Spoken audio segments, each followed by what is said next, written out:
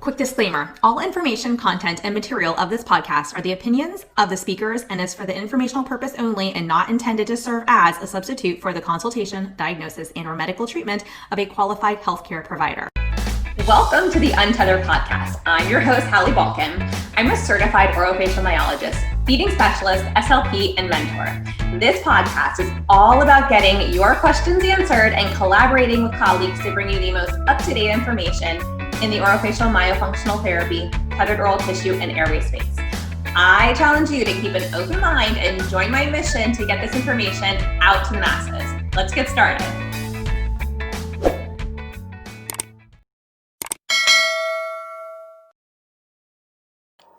Hi, and welcome to episode 56 of the Untethered Podcast. Today, we have Daniel Lopez joining us.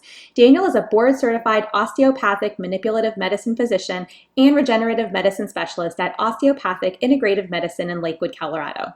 He is a 2007 graduate of Midwestern University's Arizona College of Osteopathic Medicine in Glendale, Arizona. He has been studying the effect the tongue has on the body for over 6 years since the birth of his first daughter. He has lectured at the IAOM convention in 2018, and he's been featured on podcasts where he discussed the topic of the tongue's relationship to the rest of the body. He's currently putting together an online self-help course for patients titled The T Element, and working on more advanced courses for professionals. Daniel, thank you so much for joining us today. I'm very excited to have you here and to talk all about the tongue and the impact on the body. Thank you. So let's Glad to be here. Yeah, I'm. You have no idea how excited I am because I think that something that's not talked about enough is the full body impact and you know how just this little thing in our mouth is responsible for so much. So let's take a nosedive into that topic and talk to us about how you got started with just exploring the tongue in general to begin with. All right. Well, I'm an osteopathic physician first of all, and I've been in private practice for about 10 years. And for a long time, I spent a lot of time understanding the importance of, say, the jaw. And I felt like, all right, the masseter muscles of the jaw seem to have an impact on the rest of the body. And so I work a lot with cause and effect. So for example, if I got the muscles of the jaw to calm down, I would check other places in the body to see if they structurally felt different. And I'm not talking about like maybe a subtle change, like, oh, this might feel like it's a little bit different. I'm talking like a night and day, like this didn't move at all, and now there's a lot of motion here, kind of thing. And so, but by doing that, it gives me real-time feedback of what's happening. And after my oldest daughter was born at, sorry, That's okay. I turned that off, yet it's still, I know these things happen. So anyway, after my oldest daughter was born, when she's 6 now, she was a huge baby, but when my wife went back to work after 2 months, she couldn't actually drink out of a bottle, and so we knew a little bit about tongue ties and lip ties. So rather than taking her to the pediatrician, which we knew the pediatrician was going to say like, no, they don't need it, we kind of bypassed that and made an appointment and had her tongue tie and lip tie released. However, I watched her latch immediately before doing the release and then immediately after, and it kind of blew my mind because her whole face changed. It was like her face got wider, her upper lip got pinker as it seemed to get more blood. And so then after that, I started thinking, well, is this something I need to be thinking about for my patients? And so because of that, I started thinking, well, I need to find an adult who's tongue-tied. And still being kind of naive at the time, it took me a while to realize that I was tongue-tied. And so then at that point I was like, well, that's in a way, like that's kind of a blessing because I have a knowledge of the body and anatomy that other people don't. So I'll be able to interpret things a little bit differently and be a little more aware potentially of what things are changing and whatnot. So I found somebody in the phone book, or just not in the phone, but nobody uses the phone book anymore, online. And I'm just dating myself. And I found somebody online near my office, and turned out that he did tongue tie releases. And I asked him if he would be willing to do it for an adult, and all that. And he said he would. So I went, and he was kind of asking me like, well, why do you want to do this? And I told him, I was like, well, I've been told most of my life that I mumble and things like that. And I didn't really want to be like, well, I'm just doing this as an experiment to see if it's like how it's going to affect my body, things like that. So I went in, and he did it. And it was honestly one of the, it was a life-changing experience. Like, even as soon as he was done, I remember sitting there and feeling like my airway was open in a way that I had never experienced before. And I was still numb. It was just, I could feel the relaxation there. And I reached back, and I was like, my head is sitting on my neck differently. And Wow. It wasn't that my neck was stiff per se, but it had definitely even gotten more relaxed and had changed. But then I started to notice other changes, like I could take deeper breaths, and swallowing was different. And even the shape of my tongue had changed. But then I noticed even just in my arms, like this used to be like a lot more indented in here, like from the inside, like it was pulled in, and then suddenly it had filled out.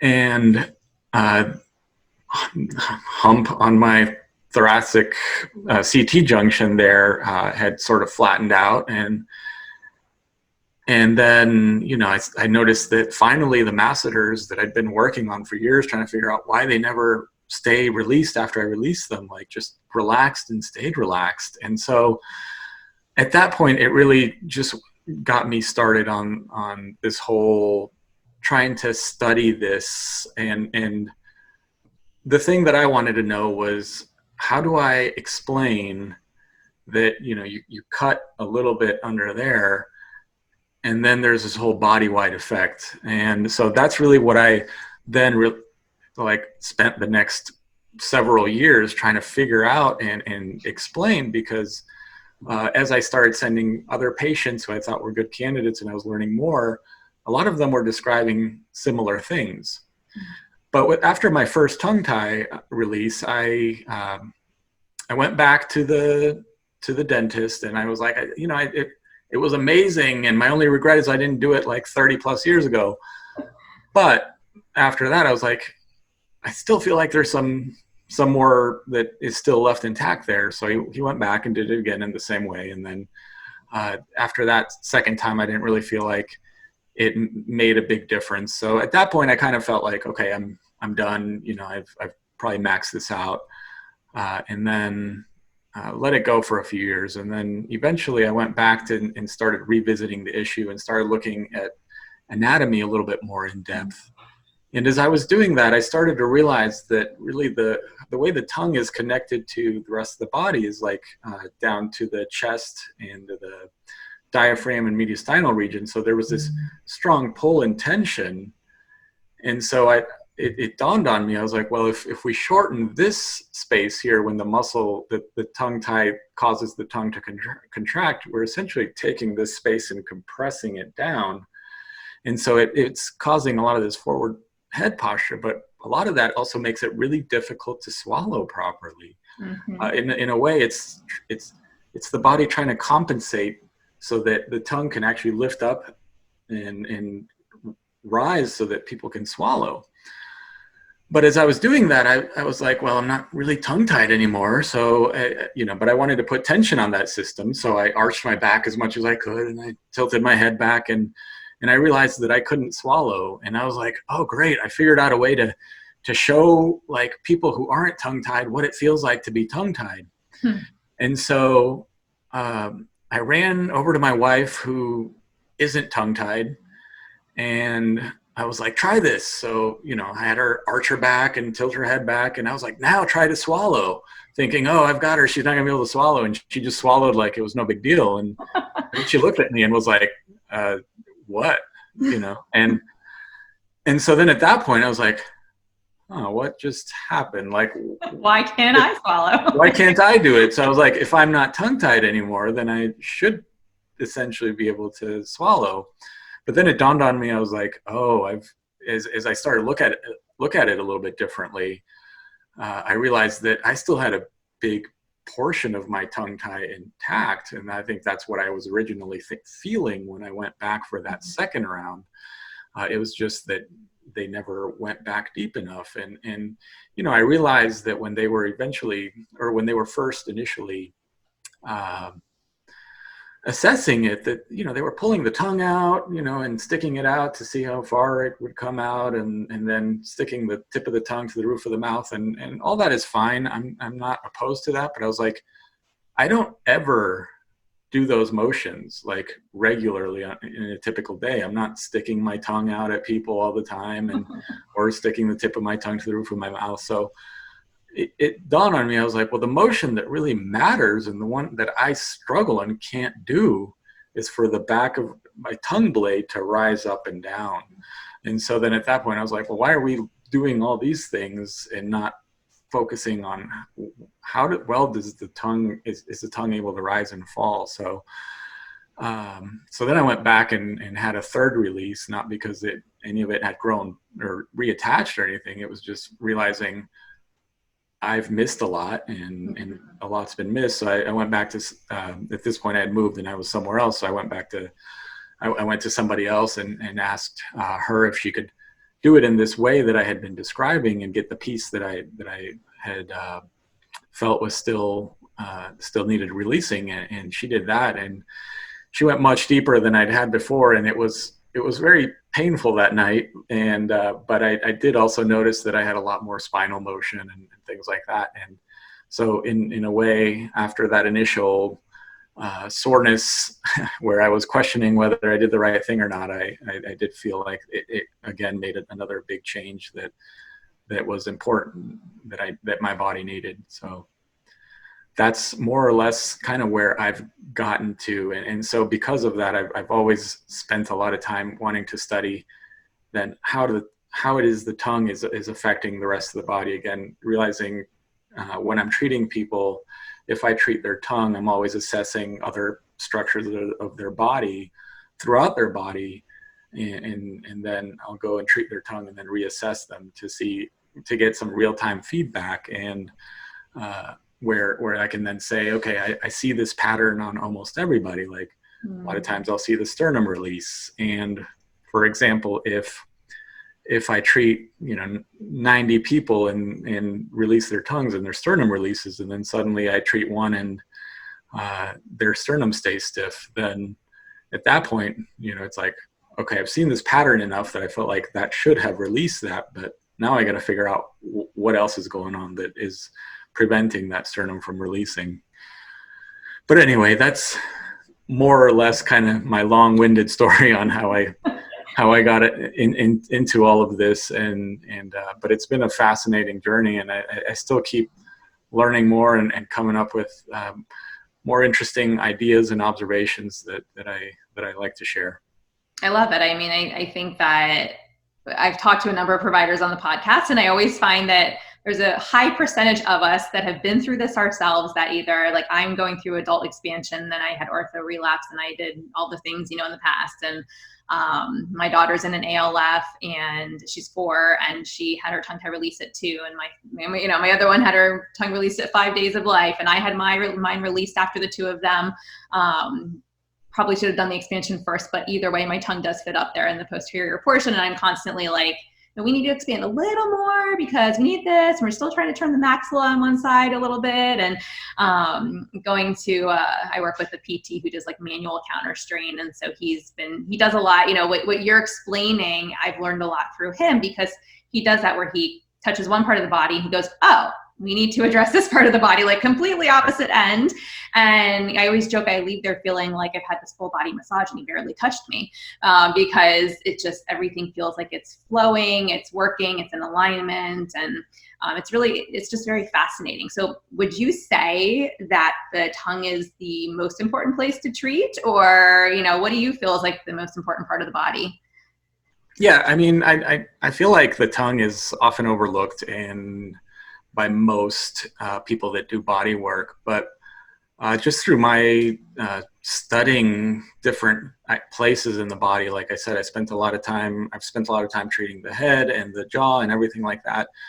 And what I've just the conclusion that I've come to is just that the tongue essentially has the most impact on almost everything. So I've gotten to the point where I'm like, well, if I had a hypothetical scenario where I had a patient come in who couldn't speak and I could only do one thing on them, and I have no way to evaluate anything that's going on with them, like I would treat the tongue, because that has the biggest impact. And we'll, I guess as we go along, we can talk anatomically maybe why that is. But I do find that the tongue is a huge component for neck and pain tension, headaches, chest tension, and definitely other problems throughout the body. So yeah.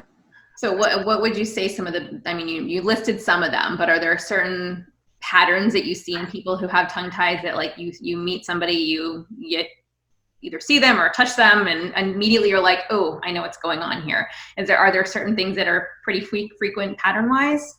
Yeah, definitely. For one, I mean, I feel a lot of tension in the neck, but it's not just it's not just the tension that people have in the neck. There's also in the front of the neck, which I think is also an underappreciated area. People are always complaining of pain in the back of their neck, but when you're talking about the pharyngeal muscles and the esophagus and the trachea and all these places in the front that really are major components of neck pain, tension, headaches. Again, it's part of this body posture that can be pulling people down and potentially causing other problems. But in terms of also like why I consider the tongue to be the most important place is also because there's when we're looking at the tongue, there's the musculoskeletal attachments of the tongue. You've got the tongue attachments to the soft palate, the styloid process, the mandible,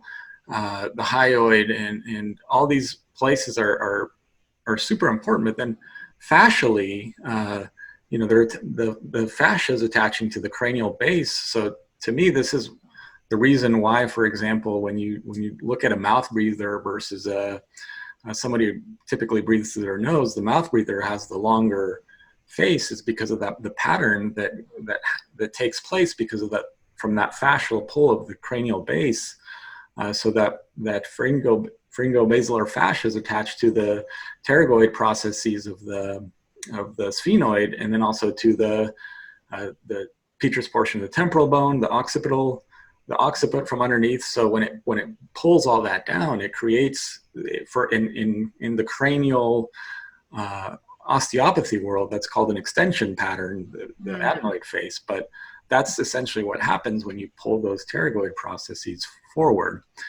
Then there's the tongue's attachment to essentially the esophagus, the trachea. It's really just a visceral attachment, but that visceral fascia is also incredibly strong. I mean, I don't know how many people necessarily always think about the tongue, but every time you swallow, what the tongue is actually doing is lifting up all your organs. Mm-hmm. I mean, if you're thinking about it, it's pulling your esophagus, it's driving it up. You'll feel your trachea come up and down, and your lungs aren't just free floating in your chest. They're anchored down to your chest through ligaments onto your diaphragm. So it's essentially putting tension on it and coming back down. So it's really strong in that way.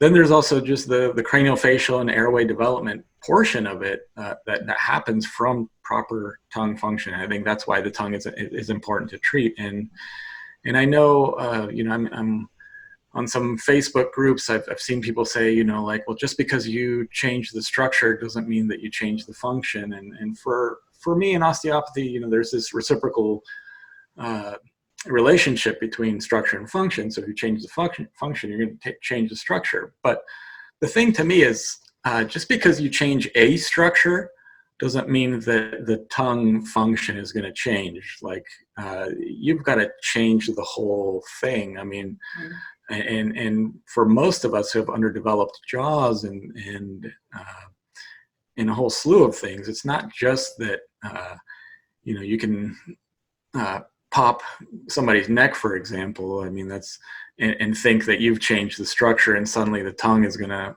function differently. You've got to change the whole thing, essentially, reestablish a normal mandible in terms of how it would have developed in the first place, and get everything that's associated back. And I think then at that point, you've got a much better chance of having a normal function. Yes, there are behavioral components, but I'm just trying to point out that just because you change a few things here and there doesn't necessarily mean that that's you could make the conclusion that that's going to change the tongue function, because you haven't changed necessarily everything.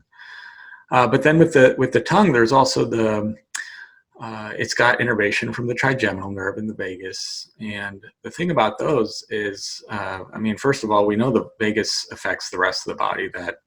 That's the whole parasympathetic component there. But the trigeminal nerve does too, in a less direct way. And when the trigeminal nerve is one of the muscles that innervates the dura mater in the cranium, and also the muscles of mastication. So when I was looking at these masseter muscles, trying to figure out why they weren't releasing, part of that connection there between the masseter muscles and their tension, why they wouldn't release, was because of the influence from the tension and sensory innervation they were getting from the tongue.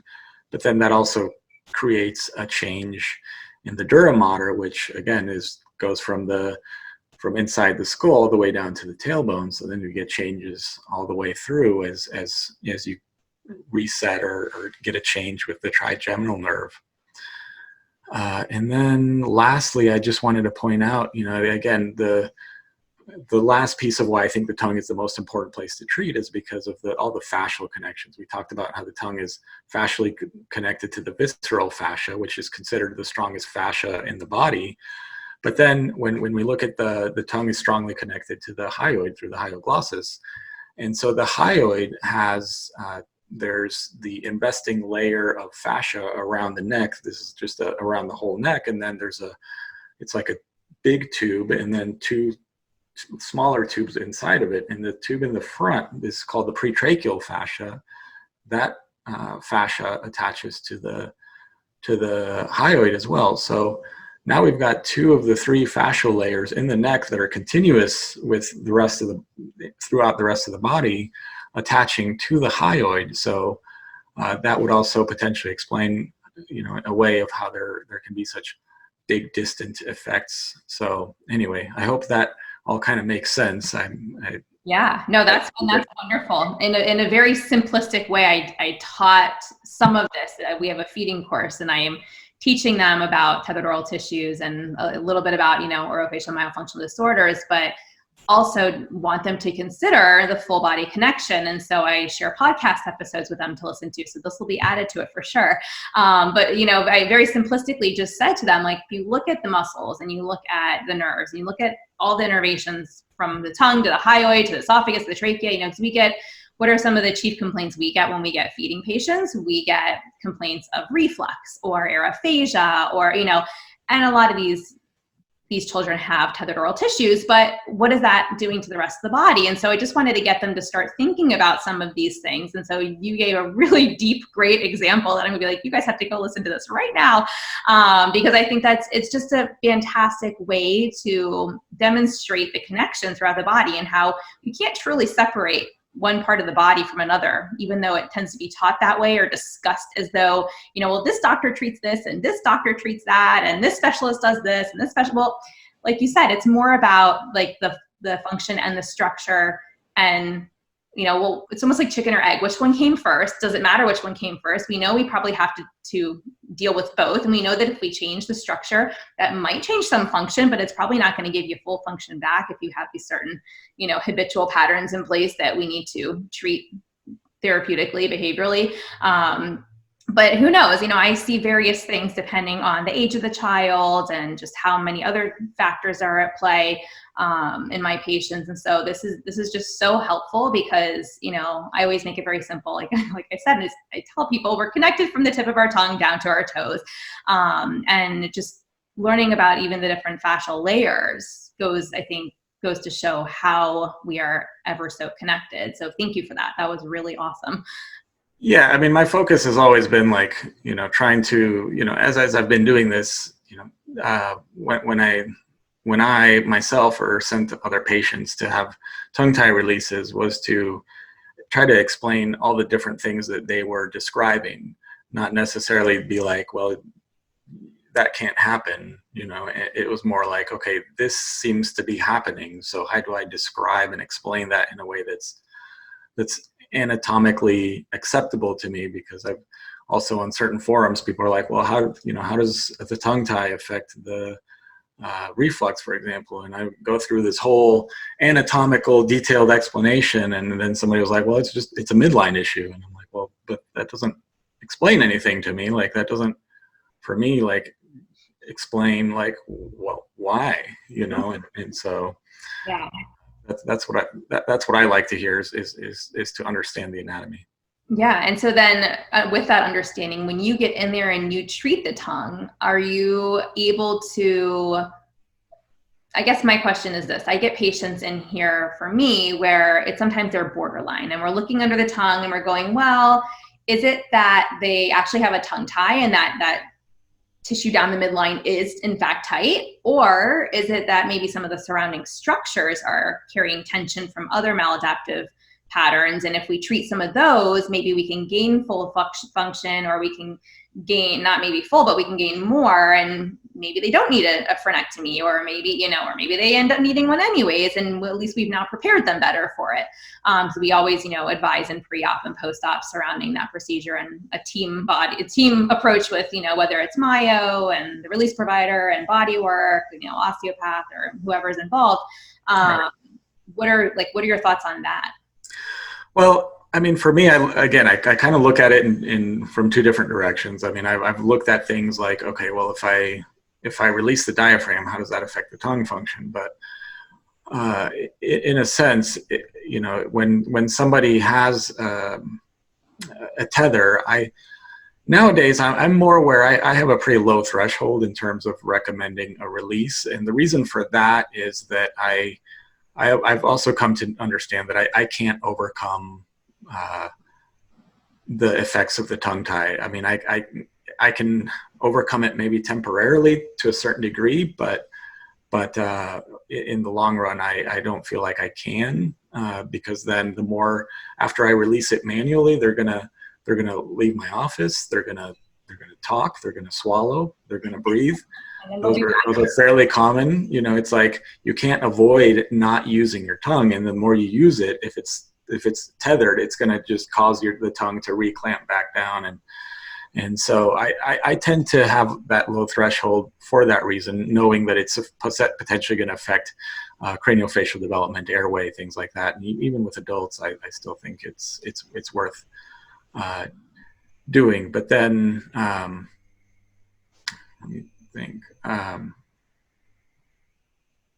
Sorry, I lost my train of thought there. So, all right. So I was curious, because sometimes I get like borderline cases, and I have to wonder, is it actually the effect of the frenulum, or is it possible that surrounding tissues could also be tight? Yeah, exactly. That's a good question, and that's where I was trying to go. Is I've gone through and kind of looked at it in both ways. Like, okay, let me start. Like, again, I go through and evaluate a person, and I'm like, all right, there's stiffness here. There's this problem here. There's this problem here. And you kind of make this mental note, and then you kind of go back and you're like, all right, where do I begin? And generally what I have found is, like, for example, let's say somebody's chest is really stiff and they have a tight diaphragm and phreno-pericardial ligament, which is the ligament that anchors the pericardium of the heart down into the diaphragm. And what I've noticed is, okay, let me try to release that, and I'll work on that, and it maybe feels a little bit better, but I can't get it to change very much. And then I'll go up and treat the tongue, and then I'll go back and recheck that. And this suddenly is much more pliable, and there's a lot more freedom there than there was before, and often the patient will be less sensitive in the area. So in some ways, I use that to kind of tell me, okay, which one is the main problem, and to me, it doesn't make, at least it didn't make sense initially, that I was like, why would this be suddenly like more impactful of what's happening down here? It seems like it should be the other way around, where you release the diaphragm and then suddenly this can work. But more often than not, I find most problems tend to originate in the tongue, and that's one of the reasons I kind of go back to, I think this is the most important place to treat, because I will get a bigger change with the diaphragm by releasing the tongue manually than I generally will by trying to start there. So. Okay, that's really helpful. That's good to know. I have another question. I know we were talking sort of about like the adenoid face and the long narrow face. One of the things I was talking with another myofunctional therapist about on the podcast recently was the impact on the eyes and on vision. And so is there anything you can add on that topic or share with us? I know that her thought was that she was, I don't remember if it was a certain occlusion pattern or malocclusion pattern, I should say, dentally, because she's an RDH, but she did speak to like the high vaulted narrow palate, which tends to then, she also sees the vision relationship change as a result of that, which we know is obviously a symptom we see in a lot of our tethered oral tissue patients, that high narrow vaulted palate. So can you speak to that a little bit and what you see? Yeah, I've actually, I actually wrote an article, a blog post on my professional website about this a while back, but for a long time I had been trying to figure out when I was evaluating people's palates, why when I would get to the palatine bones, I was like, well, it feels like they're jammed forward, and they're even like jammed so hard that they've dropped down. There's a little ridge there. And I didn't fully understand things at the time, and so I was like, but at the same time, I was like, this doesn't make sense to me, because swallowing is a front to back motion. So I was like, why would the palatines be getting jammed forward? So at some point, a dentist came to our office, and she was just telling us about, I think, dental expansion and all that. And she said something about how they did that, and then somebody's vision got better. And suddenly there wasn't anything that she specifically said that was like, oh, but it just, that kind of like triggered the light bulb moment for me, where I was like, tongue thrusting. It finally dawned on me, you know, like, again, if we're looking at fascially, the fascia that is continuous with the tongue, attaching to the cranial base and the pterygoid processes posteriorly of the sphenoid bone, every time you're tongue thrusting, you're pulling the pterygoid processes of the sphenoid forward. And what that does is they sit right behind the palatine bones. So if you're pulling them forward, those are just going to push the palatine bones forward. Now, the ridge that I was feeling, that, you know, as I was feeling the back of the mouth, now I've come to feel like, okay, that it's probably more from the maxillas coming up than the palatines dropping down. But I have noticed that when I decompress the palatine bones and I get a little pressure off the maxillas, that the maxillas go from being more beak-shaped in a patient, where you feel them ahead of time, and then you release, you know, palatine bone, it'll flatten out a little bit. So you'll feel an immediate change there, and those are the types of things that I look at. But anyway, this still hasn't fully answered your question about vision. But the reason it's important is because the palatine bone, the maxilla, and the sphenoid all form the orbit. They form, the maxilla forms the primary portion of the floor of the orbit. The palatine is a very small portion, but it doesn't mean it's insignificant. And then the sphenoid forms a big portion of the back of the orbit, and has all the extraocular muscles attaching to them, and the optic nerve, and the other nerves going to the eye, passing through foramen in the sphenoid. So if there is a change in its ability to develop normally in the orbit, because if the maxilla is high, you got to think about it. You know, if the maxilla doesn't develop normally and it's high, it's going to push everything, and so that all these other structures in the orbit have to try to adapt.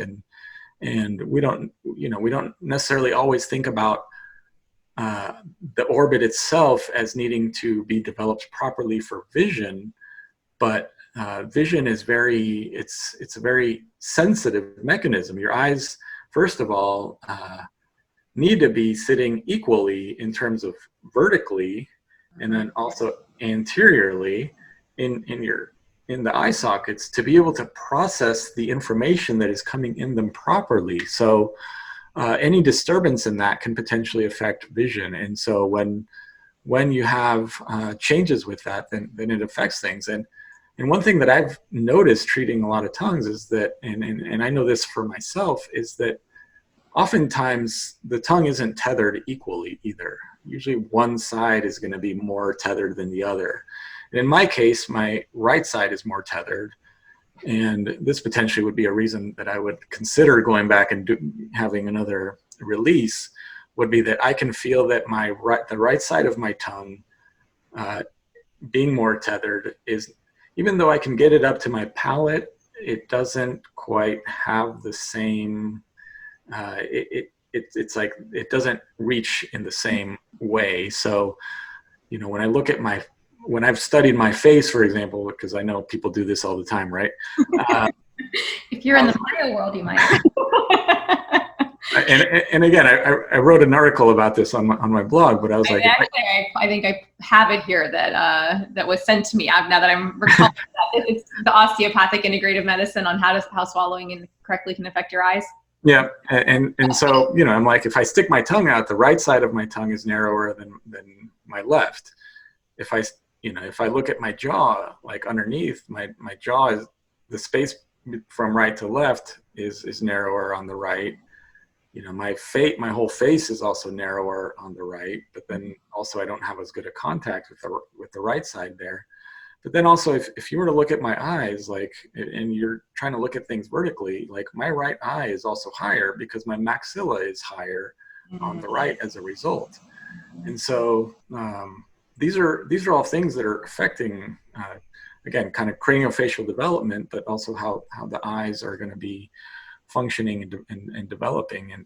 And so if they're not equal and you don't have that symmetry, you're going to potentially affect vision. I mean, it's strange to me that now we're in our society, we've gotten to the point where like glasses and braces and having wisdom teeth removed, like, to us, it's become so normal because it's become so common. Mm-hmm. But really, it's a sign of a huge problem, and we've just gotten so used to it that we think it's normal, but that's not how things were 1,000 years ago. Mm-hmm. Yeah. And so, anyway, that's it's fascinating actually to hear that. I mean, I'm the only one in my family, despite having orthodontic relapse and having my tongue tie released just a couple years ago, and despite having like lifelong issues since birth, with feeding and all that fun, all the fun symptoms everybody with more severe tongue ties have.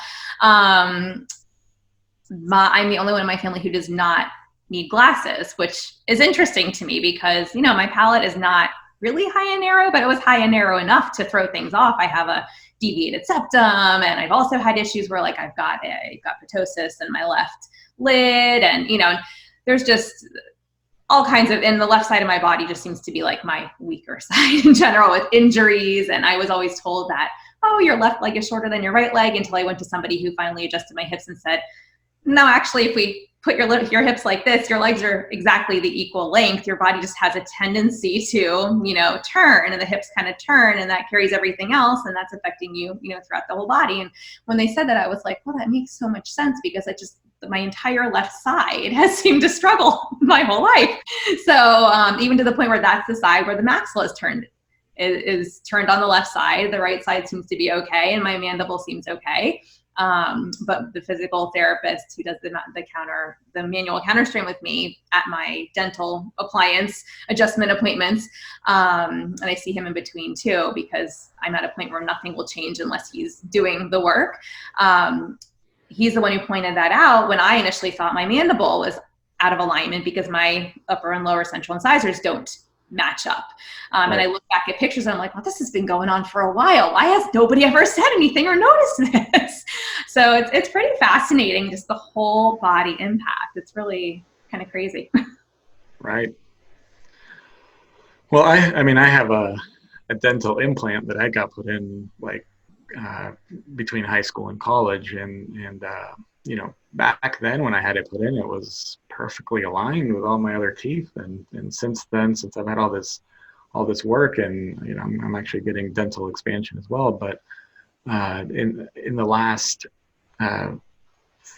10 years or so. After I've had all these things changed, I've noticed that my teeth have shifted except for the dental implant. So now I kind of have this thumb sucker pattern, and I'm like, it's not that I suck my thumb, it's this implant that now is like sticking out, and I probably need to get that fixed at some point. But it's not an easy process, so I'm not really trying to push for that.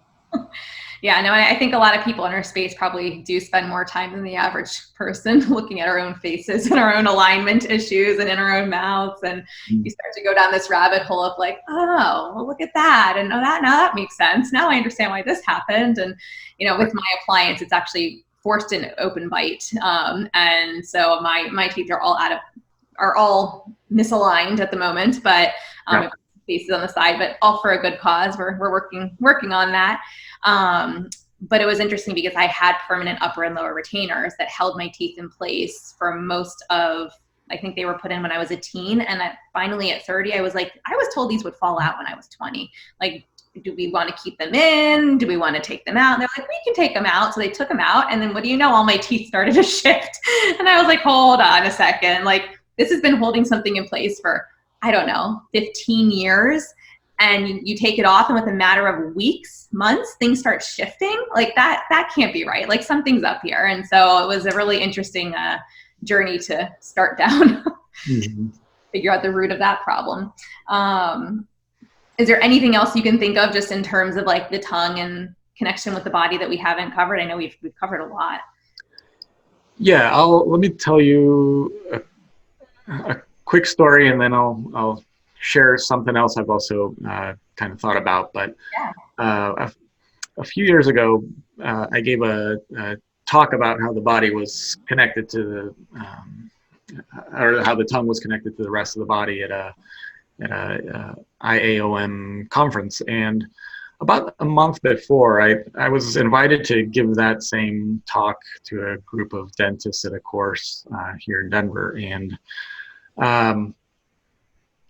I was giving the talk, and I was kind of going through this whole thing, actually talking about how the palatines, I was finding that they were jammed forward. And so, as I'm going through my slide, I asked the question of, I was trying to figure out why the palatines were jammed forward. And then from the peanut gallery, one of the instructors for that course, just blurts out they aren't, and so, and then I asked some other question, and he was like, they're not, kind of a thing. And it just threw me off, and then I kind of got through the rest of my presentation, and I felt a little bit, like, oh my God, am I doing the right thing going and giving this presentation? Like, everybody's going to think I'm an idiot, and I was like, nobody's come and spent time to see how I really operate, and to let me justify, my claims and things like that. But as soon as I finished that lecture, probably about 15 minutes later, I got a call from my dad. I was like, well, this is weird. Why is he calling me? And he was like, well, I don't want you to be concerned, but your mom was in a car accident, and so I was like, oh, okay, well, everything's okay. She's like, yeah, but later it turned out that she had broken her sternum. And so I went home, shortly after that, feeling again kind of sorry for myself, like, oh, do I really know what I'm talking about? I'm kind of an idiot, and all this stuff. And so, but one of the things about it is, my parents live within walking distance. So my mom is a big fan of osteopathic treatment, and she asked me to treat her. And this was a unique thing because I've really never had the opportunity to treat somebody who's had a fracture like within hours, and or even that same day. Like, usually I don't see them until much later. But as I was treating her, I'd spent time working on her chest very gently, all that. I was like, this feels okay. Like, I feel like I'm making some progress, but there's still some things there I can't quite figure out.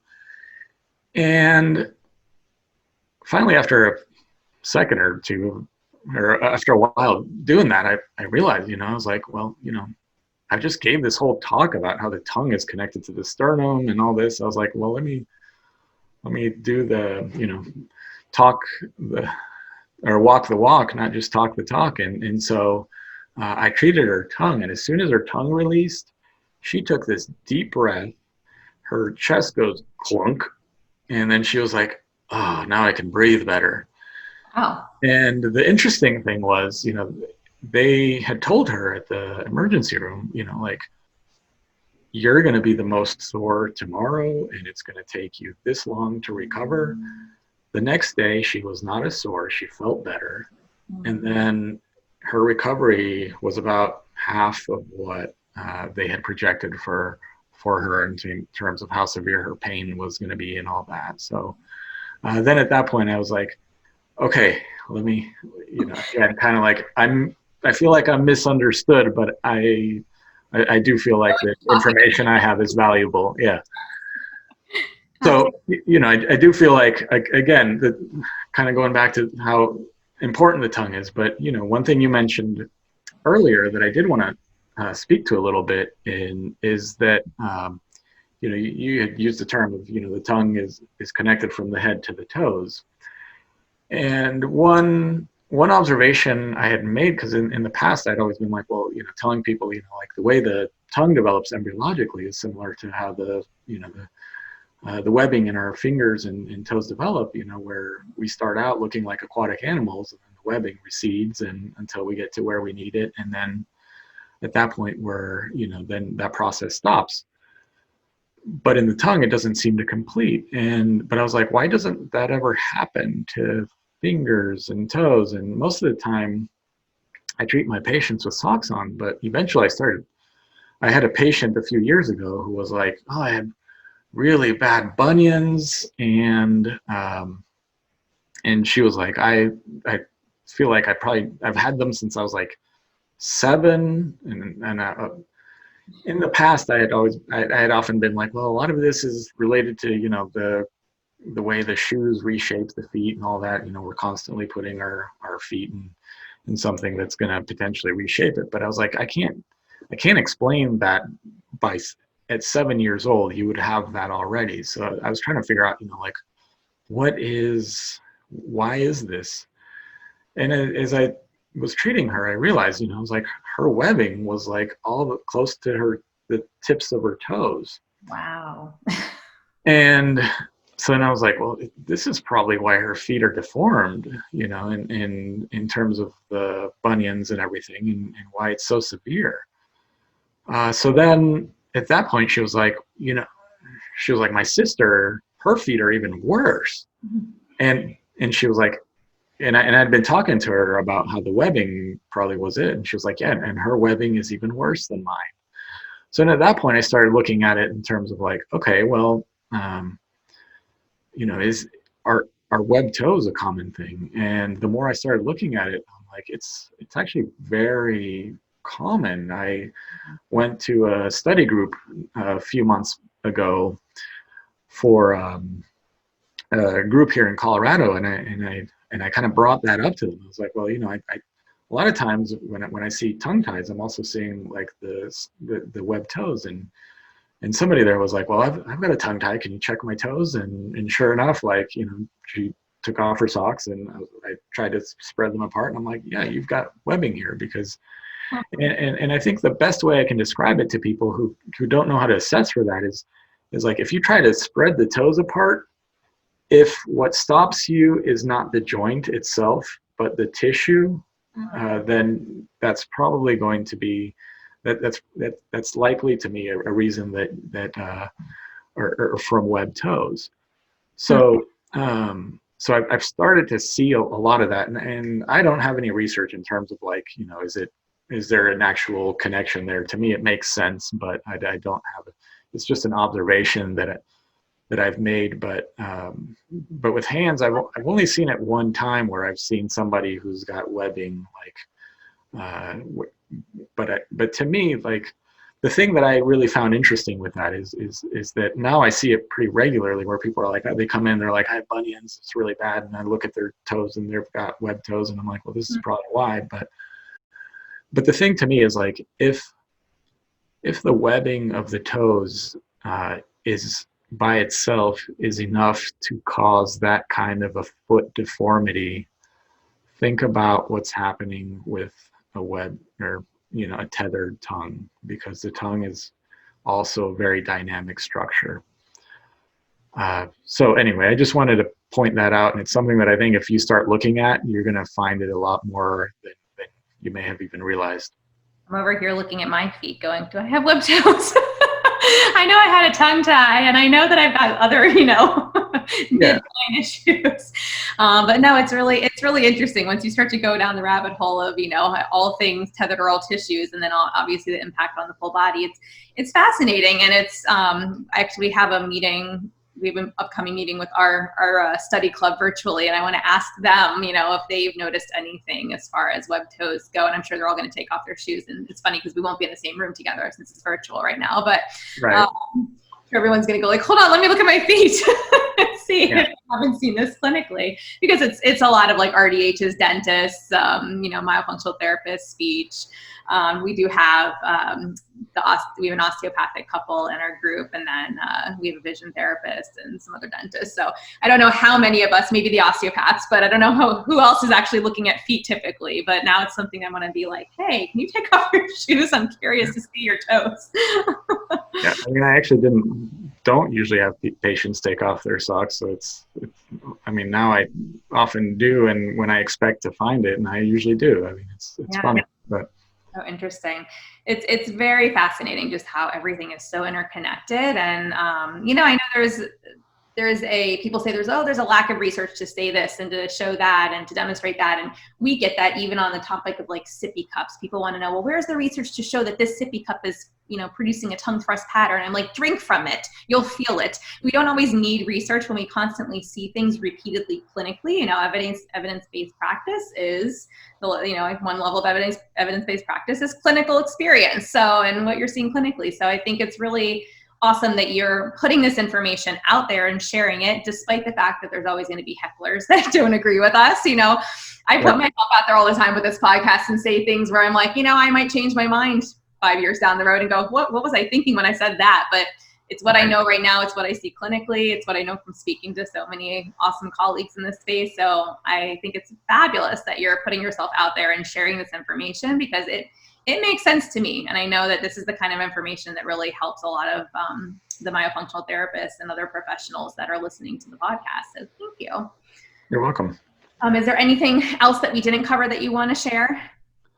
Let me think.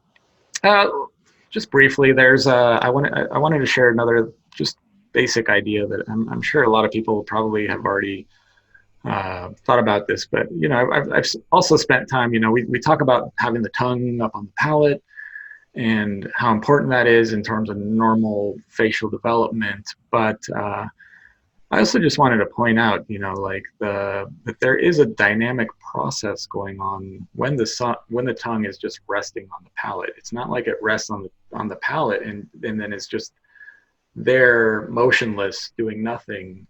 Because if you take a moment and put your palate on the roof of your mouth, close your eyes, and meditate on that for a little bit, like take some deep breaths, what you're going to feel is that what you're going to notice is that when your tongue is sitting there on the palate, it's going through a rising and falling, not necessarily separating from the palate, but when you take a breath in, your chest rises, trachea comes up, and it pushes the tongue up.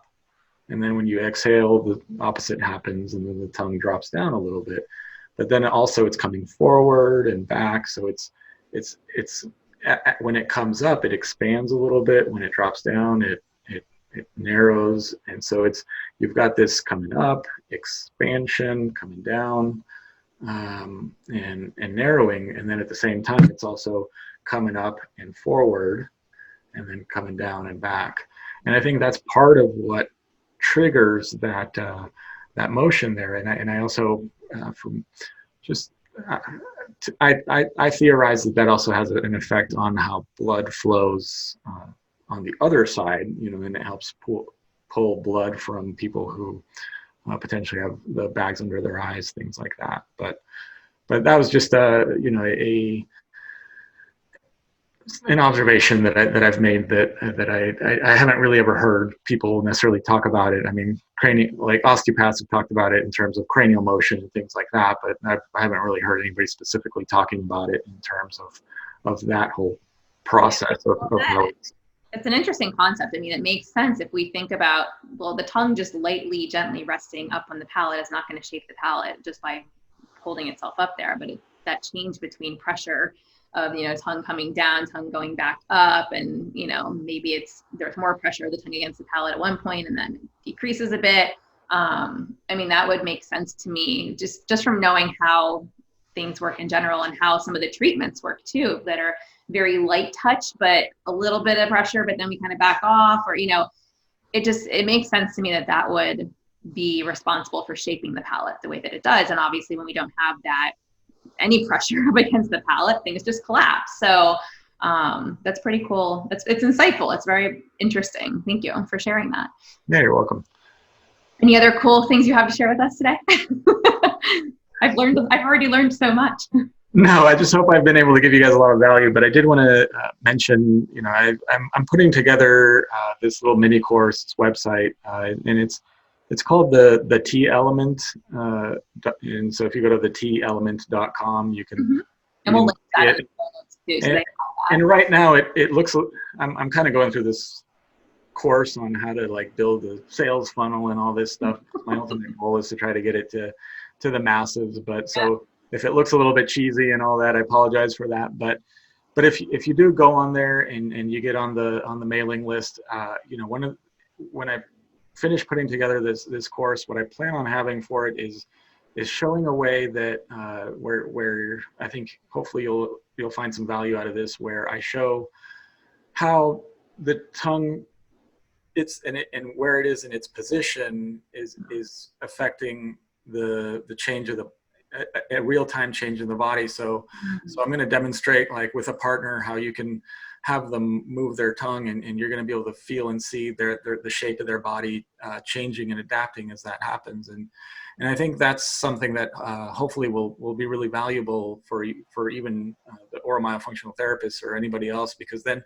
once you learn that, you can start sharing it with your patients and showing them, like, okay, this isn't just something that's happening here. It's something that's happening in the rest of the body. And then also I probably one of the things I want to do with this course is also put together a little meditation, like I was saying, like a tongue meditation, where you could kind of go through and try to feel this whole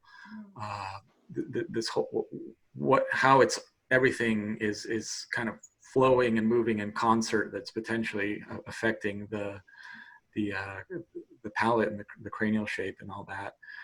But it is interesting because, as with how the face develops in an underdeveloped jaws, we often get stuck thinking, we have this underdeveloped jaw, but the tongue is still the same shape. But it's not just the tongue though that is being affected by this. It's the whole area. So sometimes we have to keep that in mind because it's easy to forget that. But that's the only other thing I was going to mention. And awesome. I'm a little bit woo-woo, so I really love to hear that you create this little meditation, because I'm like, oh, I need this meditation. You have to send it to me. I'm excited to check out your course when you launch it. I think that would be really awesome to have that demonstration. I know, and I completely forget why we even do this. It's completely slipping my mind, but I know we have tests where we like ask people. I don't remember if it's like stand up, put your tongue up on the spot, and hold your arms out, and provide resistance, and then you have them drop their tongue and you try it again, and when they drop their tongue, like they can't provide the same amount of resistance against you pushing down on their arm as when their tongue was like up in the palate. That may have been it, or I might be totally botching that whole demonstration, but I remember we learned that in my myo course. And the other thing that comes to me is that the person who does a lot of work on me, at the beginning and end of every session, he's always testing, I'll put my elbows near my body and my arms straight out. And he does this little like scratch test thing. And then he'll kind of like, push, he'll be like, okay, give me resistance. And oftentimes before he treats me, it's either asymmetrical, like I can do it more on one side than the other, or it's just kind of like, whoop, that went in really fast. And when he's done, and he does it like with the arms out too, with, testing up and down and then testing in and out. And so anyways, when he's done treating me, I can always see the changes. I'm able to provide more bilateral resistance, equal resistance on both sides compared to like the pre-test. And so it's pretty cool to see that and to see like that impact, before and after within that same session. Yeah. Oh, I mean, I really like what I was intending with building this whole course was, showing people how they can actually manually release their tongue and this whole oral area that I think can be really impactful in terms of, again, neck pain, headaches, all these things. So that was really the whole intention of the course, but as kind of as a side thing, I was going to add all these different pieces of That's awesome. Because I do feel like it's helpful to have that kind of proof, where you can show, and how the body structure and posture changes immediately when somebody changes their tongue positioning. To me, it's not that it's not about resistance, because there definitely is that, but I think that can sometimes also be perceived in like, oh, that's a subjective thing, they're faking that and all that. But the way I really have come to understand it's not something that somebody can fake, but you can see a change happen. So then in those cases, I think it's hopefully a beneficial way or a different way of showing potentially the same thing that might maybe potentially be a little more convincing. Cool. I love it. Well, I can't wait for it. This has been amazing. As I mentioned, we will include, you had provided a research paper that we'll include in the show notes, as well as the telement.com. We'll include that as well, so that they can get on your wait list. And I can always talk course creation stuff all day, because I've just launched one in the middle of the pandemic, and we're launching another thing in the summer. So I feel your pain there. Yep. A lot to learn, all the back end. I hope people don't appreciate, we'll just put this little plug out there, people don't appreciate all of the extra work that goes into like creating the course beyond just the content, which also takes a lot of hours to create and put together as well. So the labor of love. Yeah, exactly.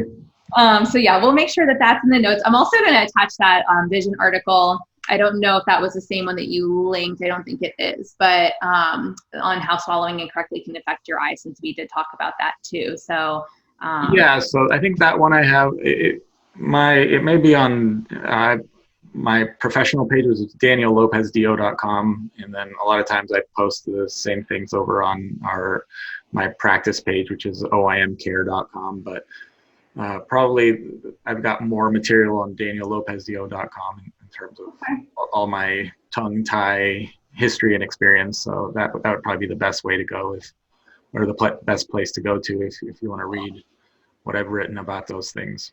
Okay, so we'll put that in the show notes as well. So anybody driving, you don't need to write all this down. It will be in the show notes. We'll have all those things linked. Thank you so much for joining us today and sharing all of your knowledge. You're welcome. Anytime. I love this. It was fun. Okay, we can do it again. All right. Thanks for listening to this podcast. If you want to hear more of these Myo, Tots, Airway, and feeding related episodes, be sure to leave a review on Apple Podcasts or pledge a small amount on patreon.com/the Untethered Podcast. If you found value, others in this space will too. So be sure to share this episode on your social media platforms and join us over on Facebook, on my Facebook page at Hallie Bulkin Biz, on Instagram at Hallie Bulkin, and you can head over to theuntetheredpodcast.com to grab a copy of the show notes, where you can also subscribe to be kept up to date on the latest podcast episodes.